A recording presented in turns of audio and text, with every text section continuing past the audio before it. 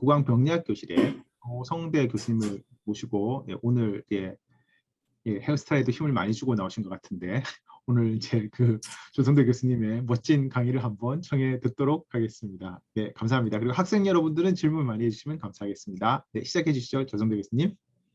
네, 제가 이거를 쓸 줄 잘 몰라가지고. 예, 지금 공유가 되고 있는데 지금은 잘 되고 있는 것 같습니다. 네. 예, 소개를 받은 국왕병리학교실의 조성대라고 합니다. 제가 전공 공통 세미나를 한 서너 번 정도 들었던 것 같은데요.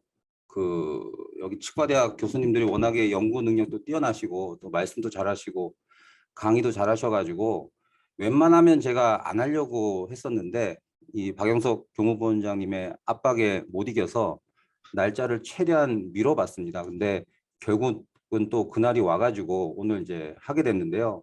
지금 제 지도학생들이 이거 듣고 있을 텐데 제가 맨날 지도학생들한테 무슨 할 일이 있으면 절대로 미루지 말라고 이렇게 얘기를 많이 했는데 제가 지금 그 꼴이 나가지고 지도학생들한테 보기에도 좀 면목도 없습니다, 개인적으로. 근데 어쨌든 해야 되니까 뭐 준비는 했고요. 그다음에 뭐 연구 내용을 얘기한다기보다는 저희 실험실이 지금 어떻게 돌아가고 있는지에 대해서 말씀을 좀 드리도록 하겠습니다. 보통 보니까 교수님들이 랩 이름을 이렇게 적어 놓으셨더라고요. 그래서 저도 개인적으로 뭐 제가 구강암 연구를 주로 하고 있으니까 급하게 오랄 캔서 바이올로지 랩이라고 이름을 붙였고요.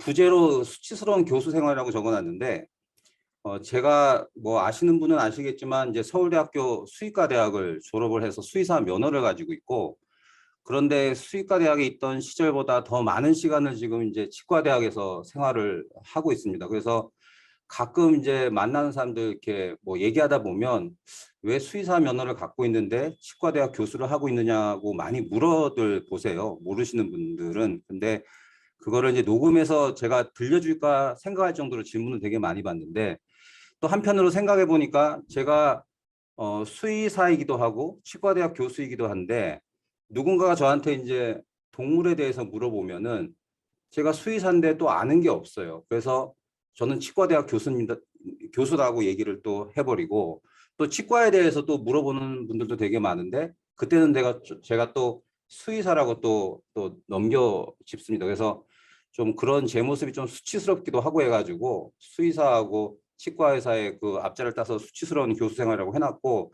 이거 보면서 좀 수치스럽지 않게 좀 생활을 해야 되겠다는 생각을 하면서 살려고 합니다. 크게 뭐 저희 랩 멤버들 좀 소개하고요. 그 다음에 졸업생들 얘기 잠깐 하고, 그 다음에 제가 어떻게 여기까지 흘러왔는지 좀 얘기 좀 하고요. 그 다음에 지금 해왔던 거, 그리고 한 것들에 대해서, 그리고 하고 있는 것들에 대해서 간략하게 소개를 하도록 하겠습니다. 저는 뭐 저희 지금 6층에 아시는 것처럼 본관 6층에 지금 자리 잡고 있고요. 뭐 이재일 교수님하고 홍성도 교수님 또 윤혜정 교수님하고 같이 재밌게 생활을 하고 있습니다. 제가 오늘 말씀드릴 내용은 뭐 국왕병리학교실 전체를 뭐 대표해서 할 얘기는 아닌 것 같고, 저희 실험실에서 하는 일들을 조금 설명을 드리도록 하겠습니다. 현재 저희 랩에는 포스닥 3명 하고요. 그다음에 박사과정 4명, 그다음에 석사과정 3명이 같이 일을 하고 있고요. 여기 뭐 포스닥으로 있는 친구들은 전부 제 저한테 박사학위를 받은 이제 지도 학생들이고, 뭐 신재 박사 같은 경우에는 이제 제 1호 제자고요. 뭐 지금 한 10년 넘게 저랑 같이 있는데 뭐 미국 생활 빼고 나면 한 10년 정도 같이 있는 것 같은데, 하여튼 좀 좋은 대학으로 좀 시집을 보내야 되는데 하여튼 지도 교수가 조금 능력이 안 돼가지고 계속 좀 데리고 있는 상태고요. 유현주 박사 같은 경우에는 제 3호 박사인데 졸업하고 뭐 임상도 경험하고 싶다 그러고, 이제 치의생사인데 임상도 경험하고 싶다고 하고 또 강의도 하고 싶다고 하고 이렇게 여러 가지 일을 하다가 또 연구의 중요성을 느꼈는지 올 초에 다시 저희 랩에 지금 조인해서 같이 연구를 하고 있고, 이 최수정 박사 같은 경우는 이제 7호 박사인데 나이가 저랑 거의 똑같습니다. 근데 연구를 처음엔 저는 안 할 거라고 생각을 했었는데 지금 뭐 열심히 하면서 랩에 도움이 많이 되려고 노력을 하는 것 같고요. 그다음에 박사 과정은 총 4명이 있는데 3명이 위에 있는 3명이 동시에 들어와 가지고요. 조만간에 아마 학기 단위로 아마 나갈 것 같아서 전력이 많이 소실이 될 것 같은데, 안민희 학생 같은 경우에 이제 올해 8월 31일 날 졸업을 하고 이제 생명과학 연구원으로 이제 옮길 계획이고요. 석사과정 같은 경우에는 총 2명이 있고 1명은 이제 9월 1일자로 석사를 들어올 거고요. 지금 현재 여기 저희 랩은 김현지 학생이 실험실 짱을 맡고 전체적으로 운영을 좀 하고 있습니다. 그리고 제가 이제 2007년도에 전북대학교에 처음 임용이 돼서 지금까지 이제 학생들을 키우고 있는데, 대략 정리해 보니까 이 정도로 지금 졸업을 시킨 것 같더라고요. 그래서 각자 뭐 포스닥을 나간 친구들도 있고, 외국으로, 그다음에 뭐 제약회사 있는 친구들도 있고, 학교에서 뭐 교수생활하는 친구들도 있고, 그다음에 뭐 제약회사 있는 친구들 뭐 이렇게 있는데, 뭐 제 개인적으로 교수가 돼가지고 학생들을 어떻게 키울까 고민도 많이 하고 했던 거에 비하면 기대에는 못 미친다고 생각은 하지만은, 다들 뭐 열심히 살고 있어가지고 좀 위안이 되고 있습니다. 저는 2000년에 수의과 대학을 졸업을 했고요. 2000년 3월에 이제 석박사 통합과정으로 이제 들어와서 지도 교수님이 이제 이영순 교수님이라고 실험동물학회를 만드신 분인데, 그분 밑에서 학위를 하는 과정에 지금 현재 서울대 수의과대학에 이제 강경성 교수님이 저희 이제 교실로 그 후임으로 들어오시면서 세포 생물하고 분자 생물학을 그분한테 주로 좀 배웠던 것 같습니다. 근데 제가 이제 저 같은 경우에도 석사 2년차 때 어떻게 하다 보니까 실험실 조교를 맡게 됐는데, 그 과정에서 주로 행정 일들을 너무 많이 업무를 보다 보니까 아마 강경선 교수님께서 되게 미안해 하셨는지 저한테 이제 미국으로 갈 수 있는 기회를 주셔가지고 2003년도 박사 1년차 때 미네소타 대학에 있는 호멜 인스티튜트라고, 아마 미국에서 공부하신 분들은 많이 아실 텐데 호멜 그 스팸 햄 아실 거예요. 그 호멜 팩토리 바로 옆에 있는 연구소입니다. 근데 거기에 있는 캔서 바이올로지 랩이 있는데, 거기 닥터 루라는 분하고 같이 한 1년 2개월 정도 공부를 좀 했었고요. 2005년도에 이제 박사학위를 받고, 아마 저희 학교에도 세미나로 아마 이 닥터 스티브 세이프가 그 줌으로 강의를 한 걸 기억하시는 분도 있을 텐데, 그때 제가 미네소타 대학에 박사과정 때 갔었기 때문에 그때 너무 많이 추워가지고 지도 교수님한테 조금 따뜻한 데로 보내달라고 말씀드렸더니 이제 휴스턴으로 보내주셔가지고 또 되게 덥게 또 포스닥 생활을 좀 했던 기억이 있어요. 근데 여기가 저희 그때 그 닥터 세이프가 랩이 2개가 있는데, 하나는 텍사스 A&M 본교에 있는 칼리 스테이션에 있는 랩이 하나 있고, 그다음에 텍사스 A&M 헬스 사이언스 센터라고 해서 MD 앤더슨 바로 옆에 있는 건물인데요. 여기에 저는 이제 휴스턴에서 주로 근무를 하고 한 3년 좀 안 되게 포스닥 생활을 했던 것 같습니다. 그리고 이제 2007년도에 그 전북대학교 치과대학 구강병리학 교실에 공고가 났었는데, 거기 이제 캔서 바이올로지라는, 만약에 이제 오랄 캔서 바이올로지라고 났으면 아마 지원을 안 했을 텐데, 포스닥 과정 중에 뭐 지인이 여기 오랄 캔서 바이올로지로 그 떴다고 해가지고 한번 지원을 해봤는데, 뭐 그때 운 좋게 돼가지고 여기 지금 사진에 있는 조남표 교수님이 구강병리학 교수님 주임 교수님이신데, 같이 한 9년 동안 생활을 하다가 여기 서울대학교로 오게 되었습니다.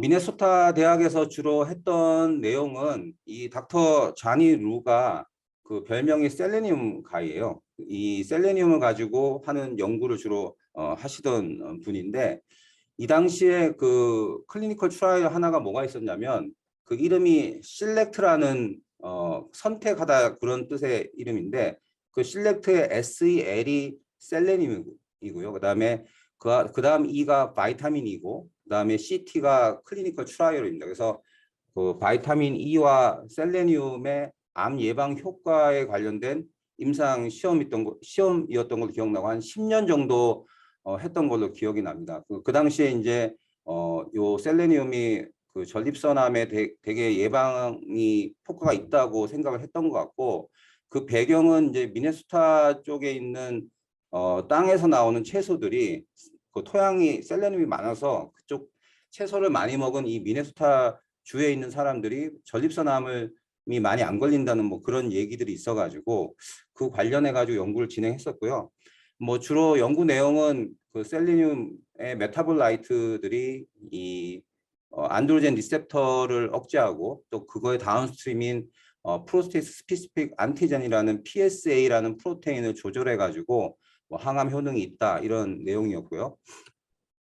그다음에 텍사스 A&M에서는 이 닥터 스티브 세이프 같은 경우에는 이제 화학을 전공하신 분이라서 주로 그 화학 물질을 합성하시는 분인데 원래 주로 되게 이분의 유명하셨던 거는 이제 엔도크라인 디스럽터 관련된 내용으로 되게 독성학적으로 좀 유명하신 분이었는데 아마 그 다들 아시겠지만 엔도크라인 디스럽터 하시던 분들은 대부분 이제 호르몬 베이스와 관련된 것이 있어가지고 브레스트 캔서나 아니면 프로스트 캔서 관련된 쪽으로 암으로 많이 전향을 많이 하셨어요. 그 강경선 교수님도 약간 그런 케이스고 나중에 이제 성체줄기 세포를 하신 건데 스티브 세이프 같은 경우에도 그렇게 엔도크라인 디스럽터를 하시다가 이제 암을 좀 하시는데 아마 제가 이때 여기 조인된 이유는 이제 종양에 관련된 이제 동물 실험 모델을 좀 세팅하는 거였습니다. 근데 그 당시에 닥터 세이프가 원했던 것은 이제 더블 럭아웃을 만들어 가지고 좀 더 암이 좀 더 빨리 발생하는 모델을 만드는 거를 저한테 이제 지시를 하셨는데 제가 한 몇 개월 하다 보니까 이것만 주구장창 하다가는 한국에 못 들어갈 것 같아 가지고 닥터 세이프 설득해 가지고 주로 이제 제노그래프트나 아니면 오스토픽 모델 위주로만 세팅을 해주고 왔던 기억이 있습니다. 주로 제가 했던 거는 이 널77이라고 이게 올폰 뉴클리어 리셉터인데 그러니까 주로 라이간드가 잘 알려지지 않은 뭐 없거나 이런 올폰 뉴클리어 리셉터 중에 하나인데 이 닥터 세이프 같은 경우에는 이 널77의 아고니스트를 찾고 싶었던 것 같습니다. 그래서 그 딤이라는 그 크루시페러스 베지터블 그러니까 십자가 채소들 양배추 같은 이런 것들에서 나오는 주요 성분인 이 딤을 약간 모디파이 해가지고 뭐 C딤, 링딤 뭐 이런 것들을 많이 만들어서 그것이 널77과 바인딩 하는지 안 하는지 이런 것들을 보는 거였는데 실제로 트랜스 액티베이션은 많이 확인을 했지만 저희가 널77에 직접 바인딩하는 거는 확인을 못했는데 이 제목에서 보시면은 널77 아고니스트라고 돼 있는데 이거 닥터 세이프하고 이 제목 나갈 때 둘이서 디베이팅을 되게 많이 했었습니다. 저는 이제 널77 액티베이터로 좀 했으면 좋겠다 얘기했고 닥터 세이프는 아고니스트라고 얘기했는데 결국엔 뭐 보스를 이길 수가 없어서 아고니스트로 나간 케이스인데요. 뭐 핵심은 널77이라는 것을 얘가 잘 조절을 해가지고 에이팝토시스를 유도해서 항암 효능을 가질 수 있다. 좋은 타깃이다. 뭐 이런 내용으로 논문을 발표를 했었습니다. 그러고 나서 이제 2007년도에 이제 전북대학교에 왔는데 이 조남표 교수님하고 첫 만나면서 말씀을 하시는 게 뭐 그동안 어떤 암을 했든 상관없이 치과대학에 왔으니까 오랄 캔서 쪽을 좀 연구를 하면 좋겠다 하고 말씀을 해주셔가지고 뭐 제가 약간 잘 그 수능을 하는 스타일이라서 뭐 교수님한테 그렇게 하겠다고 말씀을 드리고 오랄 캔서로 전향을 좀 했습니다. 근데 이 당시에 이제 오랄 캔서를 하려고 마음을 먹었을 때 제 옆방에 있던 교수님께서 오랄 캔서 하면 나중에 후회할 것 같다고 말씀도 많이 해주시고 같이 치주질환 쪽 연구를 좀 하자고 제안을 주셨는데 그때는 제가 되게 패기가 넘쳐가지고 한 5년 정도 암 해보고 안 되면 그때 돌아오겠습니다 했는데 이제 일로 와가지고 그분하고도 같이 연구를 좀 못하고 뭐 그렇게 됐는데 근데 오랄 캔서를 이렇게 하다 보니까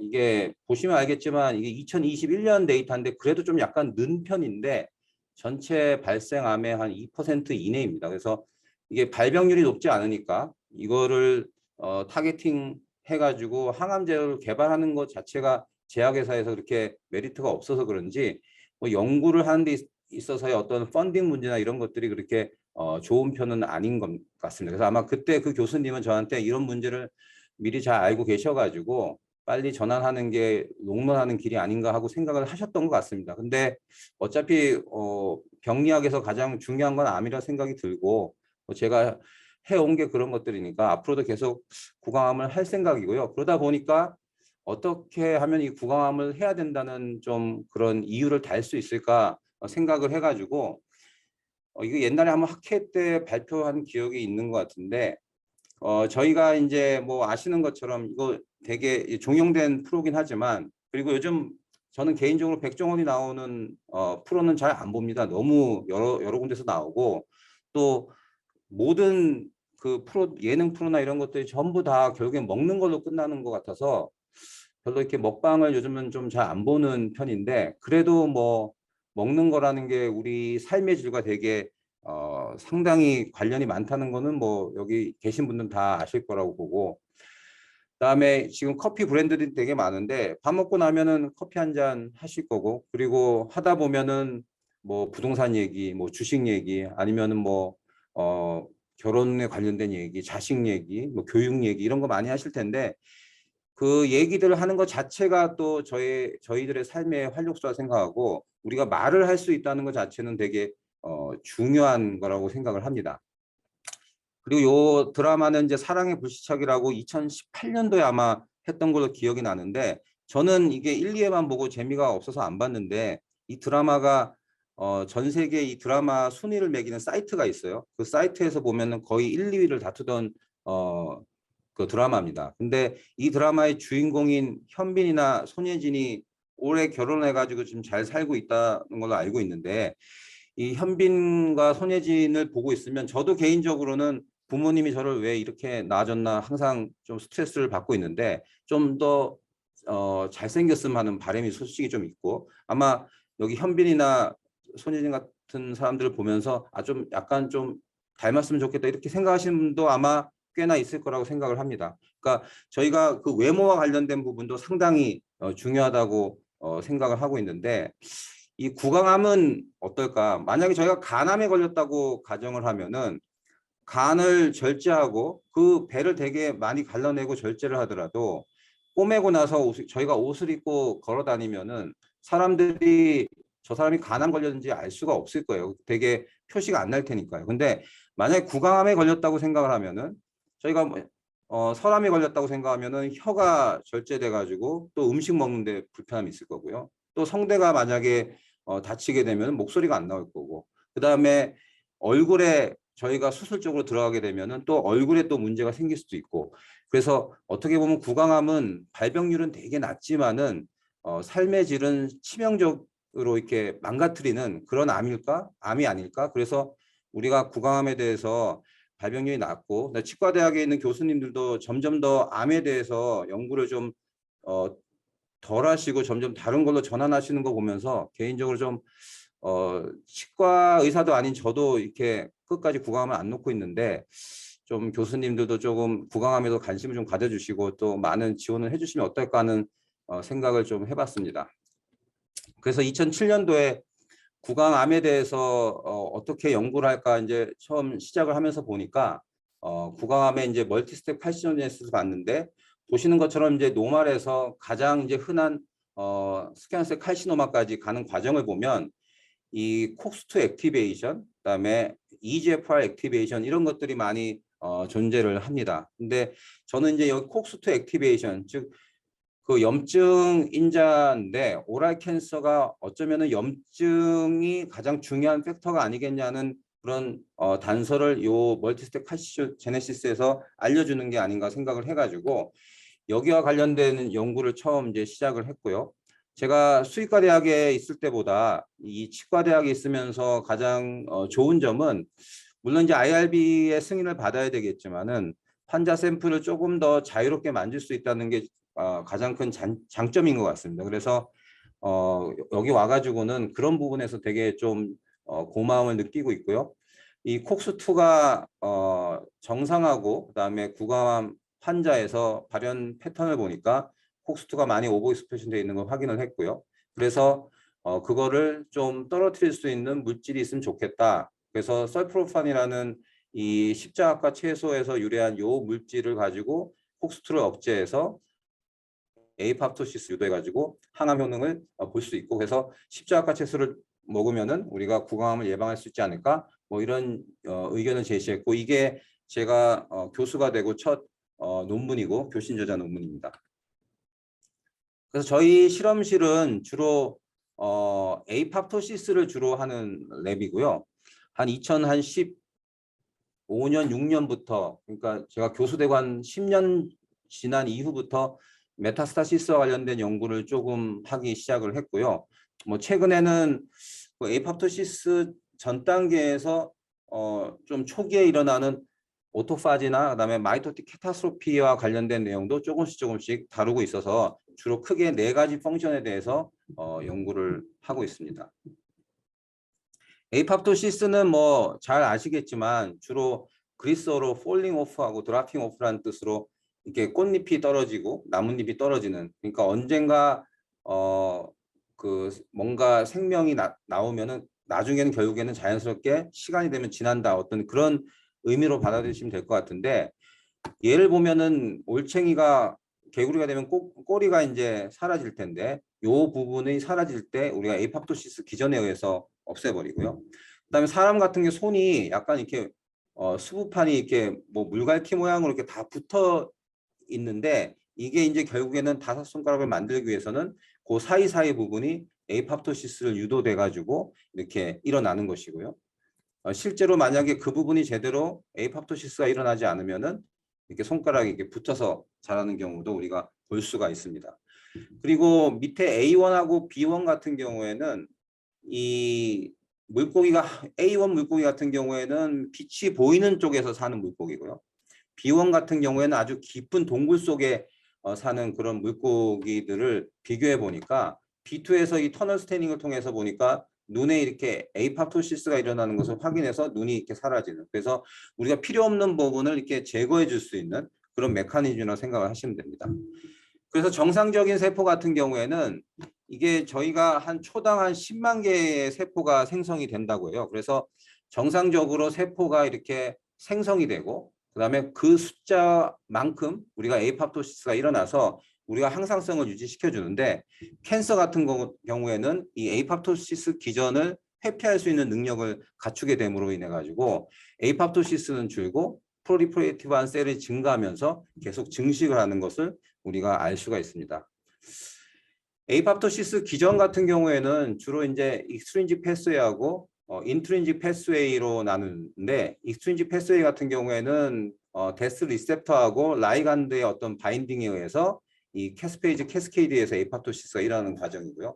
그 다음에 인트린직 패스웨이는 우리가 다른 말로는 마이토콘드리알 패스웨이라고 해서 마이토콘드리아의 손상에 의해서 그거 손상에 의해서 나오는 일련의 시그널들에 의해서 에이팝토시스가 일어나는 것입니다. 그래서 이 캔서 같은 경우에는 이러한 시그널들을 회피할 수 있는 능력을 갖춤으로 인해 가지고 그 캔서 자체가 이제 성장을 한다고 보시면 되는데, 그래서 주로 앞에서 얘기했던 익스트린직 패스웨이를 방해하는 뭐 데스 리셉터의 익스프레션 레벨이 감소한다든지, 아니면 시그널 자체가 감소한다든지, 아니면 그와 관련된 데스 도메인이 없어진다든지, 혹은 이 마이토콘드리아의 되게 중요한 프로테인은 이 BCL2 프로테인의 어떤 불균형이 일으킨다든지, 아니면 IAP라고 해서 이니비터리 에이팝토틱 프로테인, 이니비터 for 에이팝토틱 프로테인인데 뭐 설바이빈이라든지 XIP 같은 이런 프로테인들이 증가한다든지, 이런 것을 통해서 에이팝토시스를 회피를 하게 됩니다. 그래서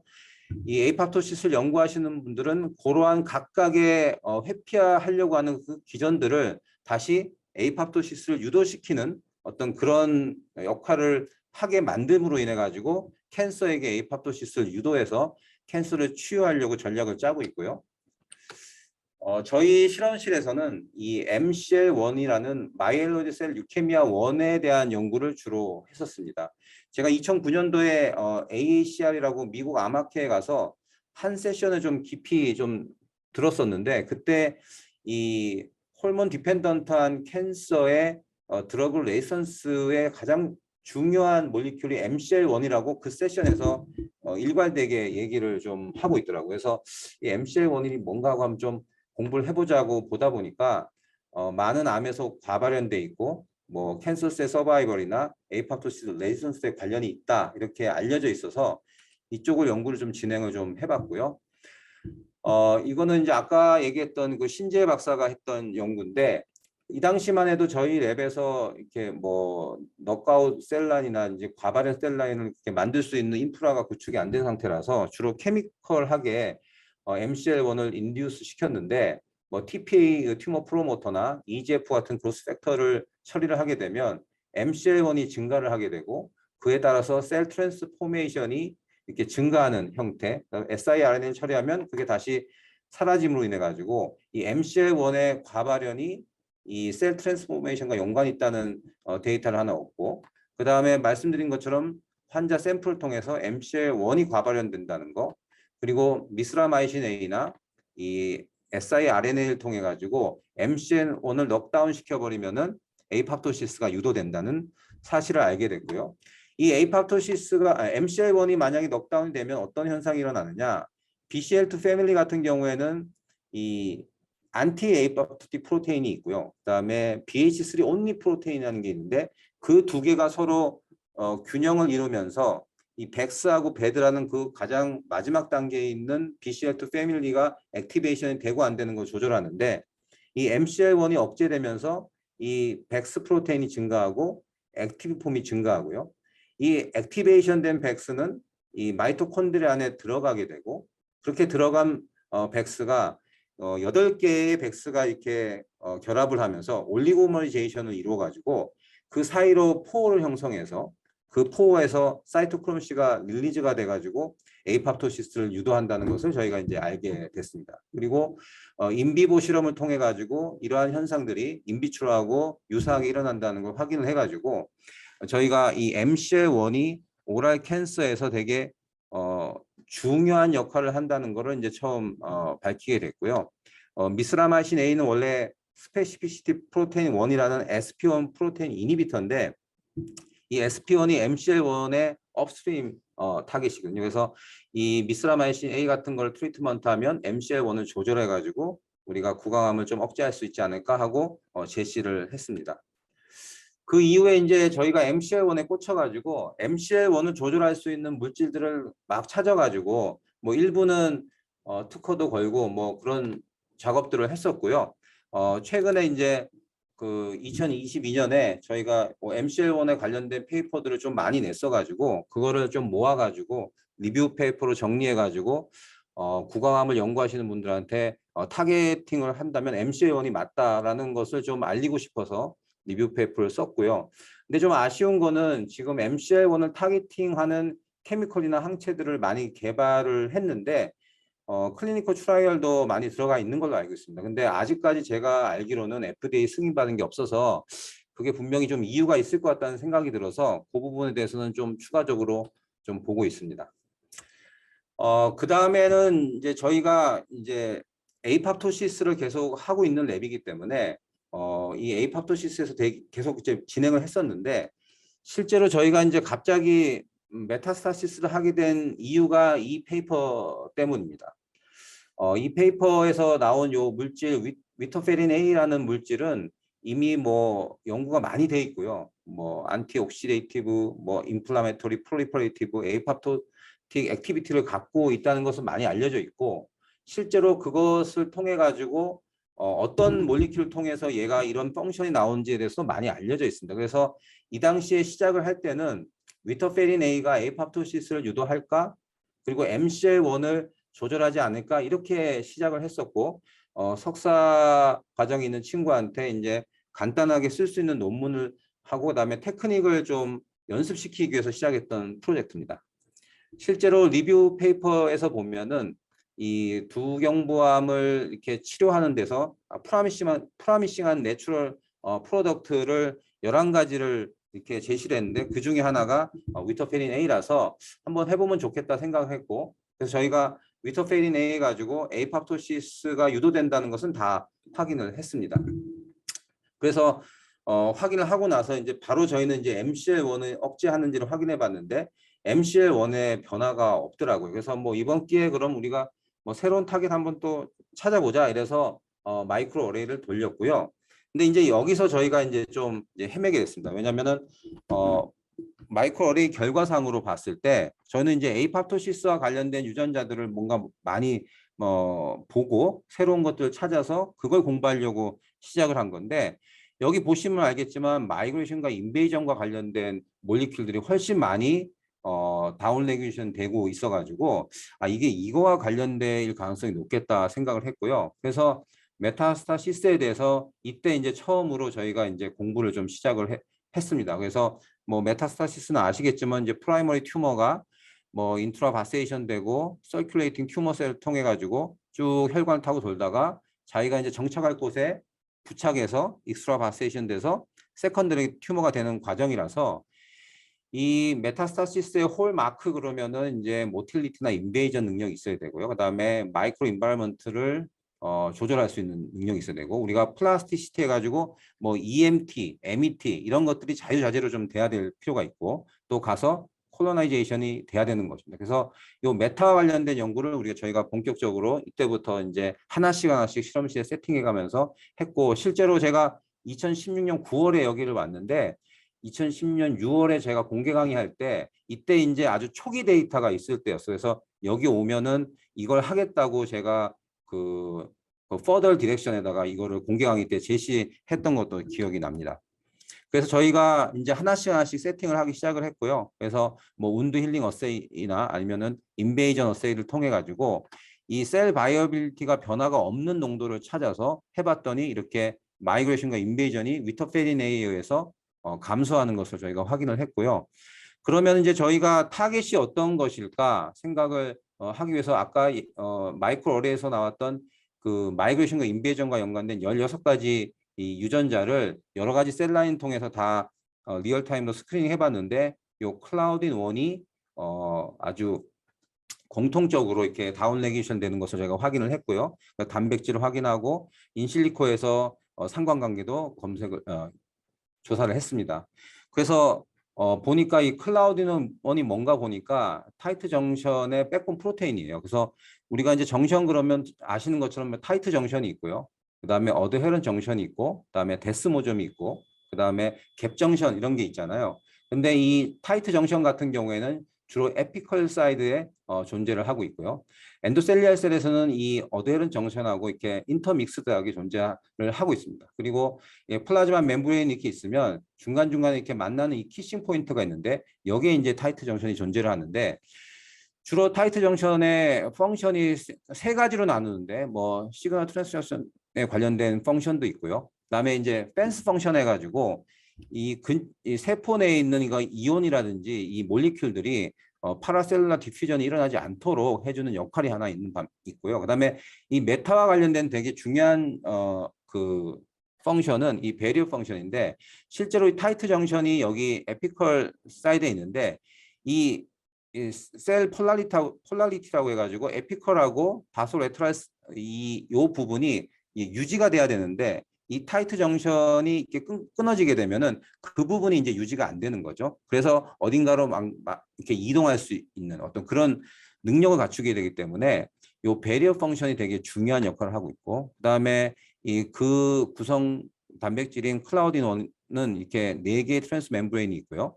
그다음에 바깥쪽에 익스트라셀룰라 루프가 2개가 있는데 첫 번째 거는 이제 찰지 셀렉티비티를 해서 펜스 펑션을 좀 조절해주는 그런 능력이 있는 거고요. 두 번째 루프 같은 경우에는 다른 클라우딘 1과 서로 올리고모니제이션을 이루면서 서로 이렇게 연결되게 돼 있고 그다음에 사이토플라즈믹 테일 같은 경우에는 이 PDG 도메인을 갖고 있는 이 프로테인들 이 PDG 도메인이 뭐 아시는 것처럼 막수용 그 단백질 수용체들이 이게 세포 골격에 잘 부착할 수 있도록 해주는 도메인인데 이거와 서로 연결이 될 수 있도록 하는 것이 있고 그다음에 여기 포스포폼이 있는데 주로 이제 요 클라우딘 1의 스테빌리티라든지 로컬라이제이션을 관여를 하고 있습니다.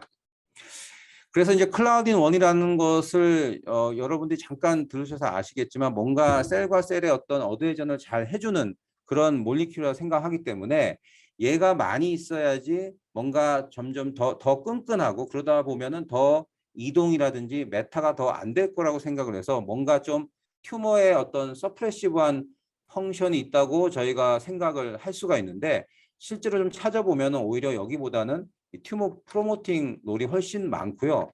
실제로 뭐 클라우딘 1이 이렇게 그 높게 되면은 메타가 이렇게 억제되고 그 캔서 환자의 서바이벌이 이렇게 증가한다 이런 보고가 있는 반면에 대부분은 이 클라우딘 1이 뭐 잽1과 같은 트랜스크리션 리프레서들을 업 레귤레이션 시켜가지고 EMT를 조절해서 메타를 오히려 뭐 많이 이렇게 하게 한다 이런 얘기들이 많이 있습니다.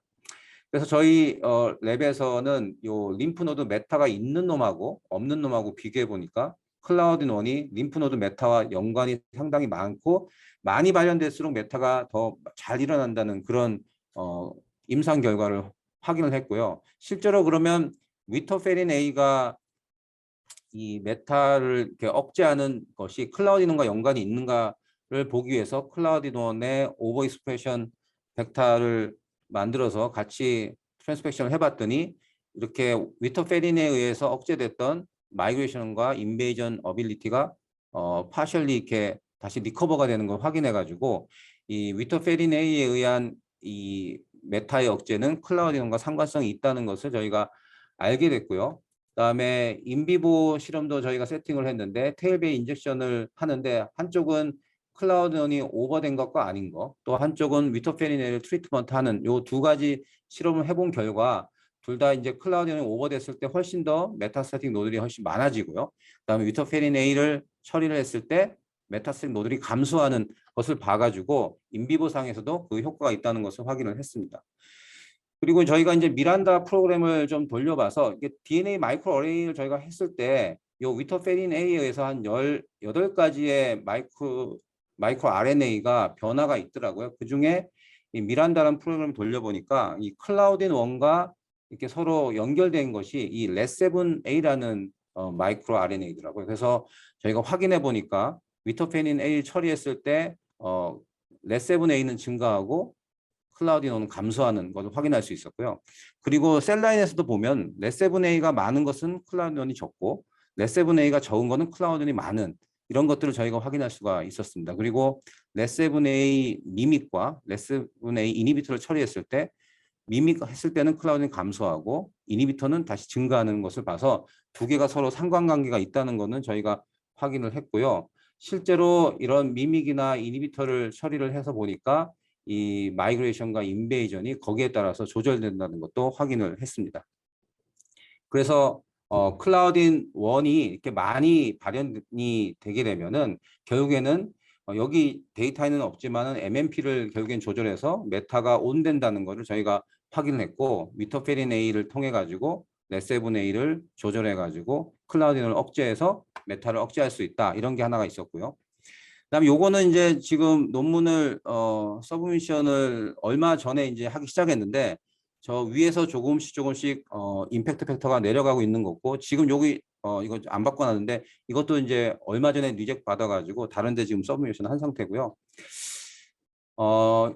요 캔서 이뮤놀로지가 이제 3세대 이제 항암제인데 이 캔서 이뮤니티 사이클을 잠시 보면은 뭐 잘 아시는 것처럼 튜머 안티젠을 이렇게 뿌리면은 이 안티젠 프린팅 셀이 이거를 프린팅 해가지고 이 사이토틱 T셀을 액티베이션 시켜서 결국엔 죽인다 이런 내용인데 여기서 이제 스텝 3에서 보면은 이 T셀과 덴드라이트 셀이 있는데 요 튜머 셀과의 서로 관계에서 보면은 우리가 이제 면역을 뭐 억제하는 리스판스도 있고 그다음에 스티뮬레이션 시키는 리스판스도 있습니다. 근데 여기 PD1하고 PDL1이라는 것은 서로 바인딩을 하면은 이 면역을 억제시키는 쪽이라 가지고 이 T셀이 이 튜머 셀을 공격할 수 없도록 만드는 그런 거라고 생각하시면 됩니다. 그래서 이 이뮤노 체크포인트 블락 세라피라 딱 그러면은 뭐 다른 여러 가지 이 리셉터하고 라이간드도 있지만은 대표적인 게 이 PD1과 PDL1인데 여기에 바인딩하는 안티바디를 이렇게 만들어 가지고 얘가 서로 바인딩 못하게 해서 결국에는 T셀이 액티베이션 시켜가지고 이뮤노 어택을 시켜주는 그래서 튜머셀을 죽여주는 이런 스트래터지를 갖고 있습니다. 이런 것들을 우리가 튜머 익스트린직 펑션이라고 합니다. PD. 왜냐하면 튜머 바깥쪽에서 일어나는 일이기 때문에요. 근데 이제 저희는 이쪽은 빅파마도 많이 연구를 했고 실제로 지금 환자에게서도 이제 면역 항암제가 많이 쓰이고 있는 것으로 알고 있는데 저희는 이제 이 PDL1 튜머셀 안쪽에 있는 이 PDL1의 고유의 역할에 대해서 좀 연구를 하려고 노력했고 약간 이제 표적 항암제 같은 느낌으로 접근을 하게 됐습니다. 실제로 2020년도 리뷰 페이퍼 보면은 뭐 캔서 스템리스라든지 뭐 인베이전 메타스 이런 연구들이 많이 되어 있는데 저희가 이걸 2016년도 7년도에 이걸 시작을 했으니까요. 그때 당시만 해도 연구가 그렇게 많이 거의 없었던 걸로 알고 있는데 최근에 이제 논문을 이제 쓰면서 서브미션 직전에 이제 보다 보니까 논문이 꽤나 많이 나와 있더라고요. 그래서 이것만 봐도 논문을 미루지 말아야 되겠다. 아까 서두에 말한 것처럼 뭐 미루면 항상 이렇게 좀 안 좋은 일이 좀 생기는 것 같습니다. 그래서 저희는 이제 튜머의 인트린직한 그 PDL1의 펑션을 밝히는데 저희가 초점을 맞췄고요. 보시면 이제 저희가 인실리코 분석을 좀 해보면은 보통은 저희가 인실리코 분석을 그렇다고 해서 많이 해본 건 아니지만 한 10개 뭐 내외로 지금 해본 것 같은데 대부분 보면은 유전자 분석해 보면 5번째, 6번째에 위치를 하고 있는데 이 두경부암이요. 근데 PDL1 같은 경우에는 제일 첫 번째에 속해 있더라고요. 그러니까 얼터레이션 프리퀀시가. 그래서 저는 이걸 보면서 두경부암에서는 PDL1이 되게 중요한 몰리큘이 될 수 있겠구나 하고 생각을 좀 하게 됐고 그래서 저희가 이 환자 샘플을 통해 가지고 이 PDL1이 림프노드 메타가 있는 쪽하고 없는 쪽하고 구분해 보니까 PDL1이 상관관계가 있다는 걸 알게 됐고 저희가 셀라인 스크리닝을 쭉 해가지고 PDL1이 발현이 많이 되는 쪽을 가지고는 이제 SH 넉아웃 셀라인을 스테이블 셀라인을 만들고 적은 쪽은 좀 과발현되는 셀라인을 만들어서 연구를 진행해서 뭐 그로스나 동물 실험을 통해 가지고 PDL1이 셀 그로스와 영향이 있다는 것도 밝혔고요.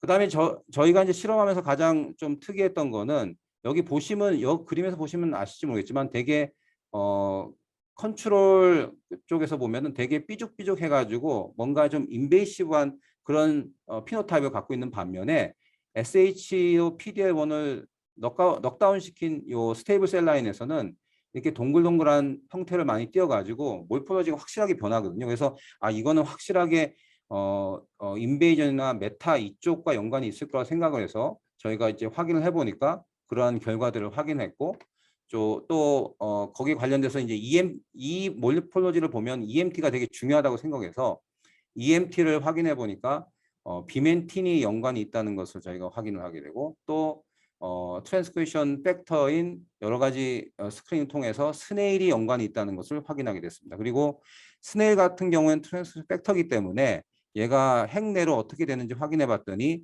이 PDL1이 많으면 많을수록 핵내로 많이 들어가는 그래서 비멘틴을 더 많이 생성하는 이런 것들을 저희가 확인을 하게 됐고요. 이제 저희 실험실은 이제 그런 것들이 발견되게 되면 기본적으로 뭐 특허 같은 거 좀 걸고 싶어서 이것도 지금 출원이 돼 있는 상태인데 MEIO라는 이 해양 추출물인데 한 40가지의 해양 추출물을 조선대학교 해양 그 연구소에 있는 교수님과 코어해가지고 저희가 스크리닝했는데 가장 PDL1을 잘 떨어뜨리는 물질을 찾아가지고 스크리닝 해보니까 저희가 했던 여러 가지 그 패스웨이들이 다 워킹을 하는 것을 확인을 했고요.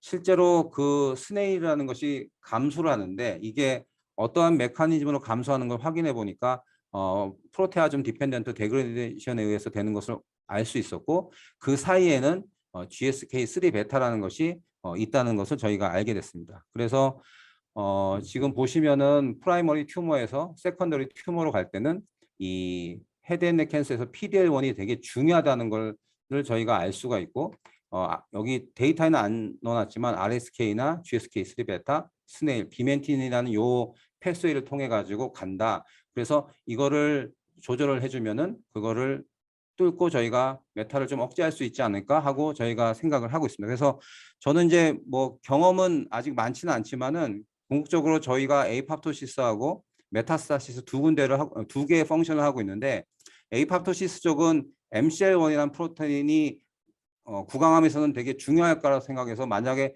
표적 항암제를 만든다면 꼭 MCL1 타겟으로 만들었으면 좋겠다는 생각 하나 하고 있고 메타 쪽 관련돼 가지고는 저희는 두경부암이라면은 PDL1이라는 것이 가장 중요한 몰리큘이 아니겠냐 아까 그 인실리코에서 보셨듯이 그게 중요하지 않겠느냐고 저희가 생각을 좀 하고 있습니다.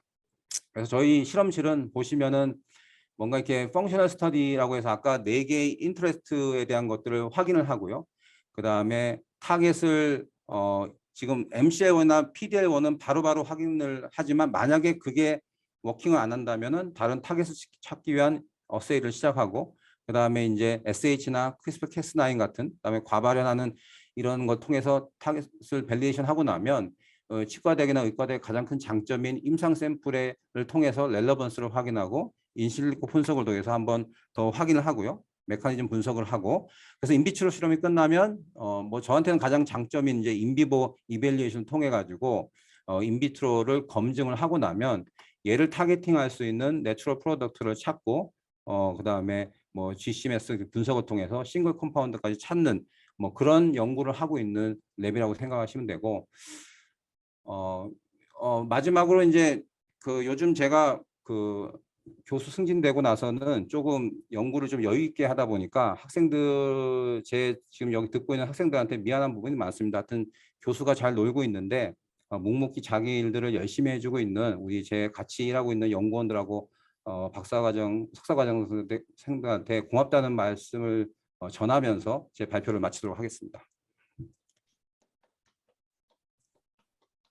뭐 잘 안 들리시긴 하시겠지만 많은 분들이 박수를 쳐주셨을 것으로 생각하고 네 그러면 네, 오늘 그 조성대 교수님의 열띤 발표 네 역시 그 맨 마지막에 하시려고 하셨는데 준비는 또 너무 잘해 주셔가지고 재밌는 얘기 많이 해주셨습니다. 네. 그 뭐 학생들도 좋고요, 뭐 교수님들도 좋고 그 조성대 교수님 발표에 대해서 질문 있으시면 뭐 편하시게 질문해 주시면 좋을 것 같습니다.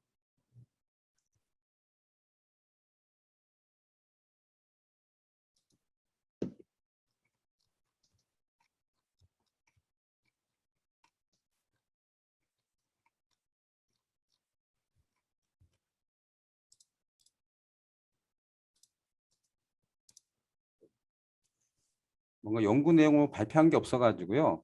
질문이 없는 게 정상일 것 같습니다. 아, 예, 뭐 꼭 그렇지는 않고 꼭 연구 내용이 아니어도 뭐 교수님의 그 사적인 부분 이런 거 질문해도 좋으니까 편하게 예, 뭐 질문해 주셔도 될 것 같은데요. 네, 지금 뭐 상당히 수치스러워가지고요. 네. 그 뭐 그러면 예, 뭐 좀 그 다른 얘기가 될 것 같긴 합니다만 예, 그 제가 또 중간에 뭐 다른 회의가 있어서 잠깐 갔다 오느라고 못 들었지만 특별히 이렇게 암에 관심을 가지게 된 이유가 있으실까요, 교수님께서? 특별히 뭐 암을 관심을 가진 건 아니고요. 이제 아마 강경성 교수님 같은 경우에는 지금 성체주기 세포를 주로 하시고 있잖아요. 뭐 예, 이거 나중에 아시면 안 되는데 그때 저는 이제 약간 어떻게 보면은 바카스 같은 음료수 하나를 개발하고 싶어가지고 처음에 이 대학원에 뛰어든 사람이기 때문에 뭔가 이렇게 항암제 하나 개발하면 되게 부자가 되겠구나 이런 생각을 많이 하고 연구를 시작을 했는데 그 당시에 저희 랩에서 한참 이제 천연물을 이용한 항암 효능 관련 걸 보고 있다가 강성 교수님께서 그 성체주기 세포 그때 제대를 가지고 하는 거를 좀 세팅을 네가 했으면 좋겠다고 하셔서 처음에 한 4, 5개월 정도 그 실험을 하다가 저하고는 이제 줄기세포하고 안 맞는 것 같아가지고 반항심에 아마 줄기세포를 안 하겠다고 교수님한테 선언을 하고 그때부터 아마 그러면 암을 더 열심히 해야지만 저 이 반항심이 진정성이 반영이 될 것 같아서 그래서 아마 연구를 이제 시작을 했는데 뭐 요즘 최근에는 솔직히 학교 내에서 항암제를 개발한다는 것 자체는 불가능하다는 걸 느끼고 있어서 요즘 최근에 이제 저희 지도학생들하고도 얘기를 하고 있지만 좀 몇 가지 좀 새로운 길을 가기 위해서 랩 구성원들하고 지금 준비를 하고 있는 상태입니다. 나중에 뭐 잘 되게 되면은 꼭 말씀드리고 공유하도록 하겠습니다. 예. 그 뭐 어쨌든 교수님께서는 이제 뭐 그 졸업하시고 바로 이제 그 대학원 생활을 하신 분이잖아요. 그러니까 이제 되게 뭐 저희 지금 여기 그 치과학과 학생들 중에서도 이제 그렇게 시작한 분들도 많고 그다음에 되게 또 저희 그 치학과 출신들은 뭐 이렇게 전공을 하거나 다른 쪽을 하다가 이렇게 됐는데 그 뭐 교수님께서도 이제 평소 여러 가지 제가 존경하기도 하고 이그 좋은 인품으로 이렇게 학생들을 지도를 많이 해주시는 걸로 이렇게 굉장히 유명하신데 대학원 생활을 하는 학생들의 그 대학원생의 대학원 생활을 할 때 그 연구자로서의 자세랄까, 뭐 어떤 자세로 이렇게 임하면 좋을 것 같다라는 건 좀 좋은 덕담을 한번 해주시면 좋을 것 같은데요. 제가요. 네, 예, 제가 아까 처음 스타트할 때 수치스러운 교수 생활을 해놔가지고 뭐 이렇게 저기 할 건 아닌데, 저는 이제 그 뭐 두 가지 확실하게 제가 얘기하고 싶은 거는, 그 제가 아까 얘기했지만은 줄기세포를 안 하고 암을 계속 했기 때문에 남들보다 교수가 빨리 된 것 같아요. 뭐 잘 아시는 것처럼 이제 서울대 수의과대학 하면은 줄기세포 사건, 그리고 저는 여기 서울대학교 임용 서류 낼 때 알았는데 제 학부 때 지도 교수님이 황우석 교수님이었더라고요. 근데 그 당시에 2003년도 4년도에 서울대 수의과대학이라고 딱 하면은 줄기세포를 하는 사람들은 되게 잘 나갈 거고, 다른 연구를 하는 친구들은 다 그냥 안 나갈 것, 잘 못 나갈 거라는 그런 의견이 팽배해 있을 때, 제가 강경선 교수님한테 반기 아닌 반기를 들고 저는 줄기세포를 안 하겠다고 했기 때문에, 솔직히 2005년도에 포스닥 나가서 닥터 세이프하고 같이 있을 때 상당히 후회를 되게 많이 했었어요. 왜냐하면 그때 그냥 줄기세포 했으면은 내가 좋지 않았을까 했는데, 2005년도에 포스닥 나가고 몇 개월 있다가 그 황석 교수 사건이 터졌거든요. 그때부터 줄기세포를 하는 게 문제가 아니고 서울대 수의과대학 출신이 줄기세포 하는 것 자체가 상당히 위험한 거여가지고, 그 덕분에 어떻게 보면 제가 이제 얘기하고 싶은 거는, 자기가 뭔가 재밌고 하고 싶은 게 있으면은 그냥 그걸 쭉 해라는 얘기를 꼭 하나 대학원 분들한테 해주고 싶고, 왜냐면 그러면 기회는 한 번 온다고.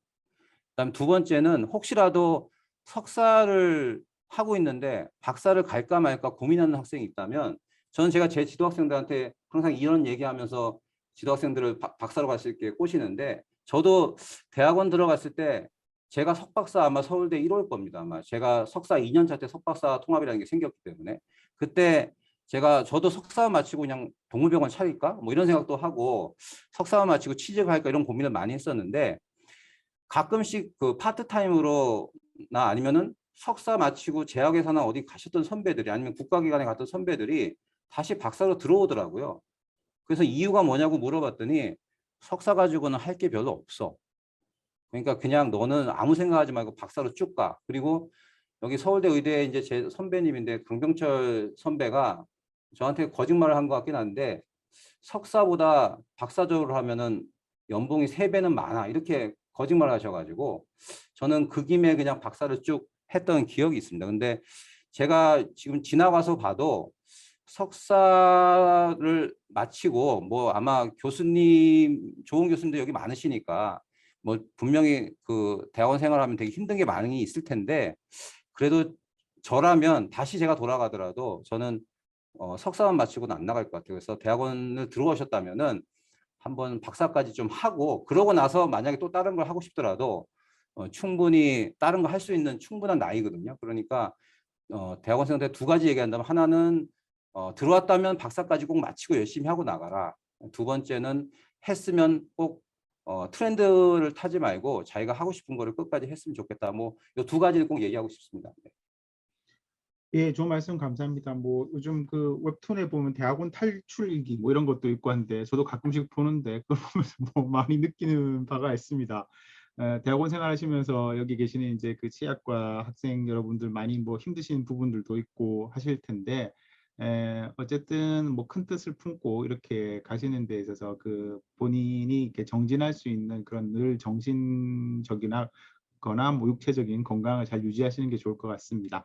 혹시 뭐 질문 있으시면 하나만 더 받고 시간이 거의 다 됐기 때문에, 예, 없으면 마치도록 하겠습니다. 혹시 질문 있으신가요? 예, 질문 없으시면 그럼 오늘 조성대 교수님의 멋진 그 전공 공통 세미나를 마치도록 하고, 다음 주 수요일 날 우리 기획부학장이신 정지훈 부학장님께서 소개하는 전공 공통 세미나를 또 듣는 시간을 가지도록 하겠습니다. 여러분, 날씨가 갑자기 더워졌는데 모두 건강에 유의해 주시기 바랍니다. 감사합니다. 네, 감사합니다.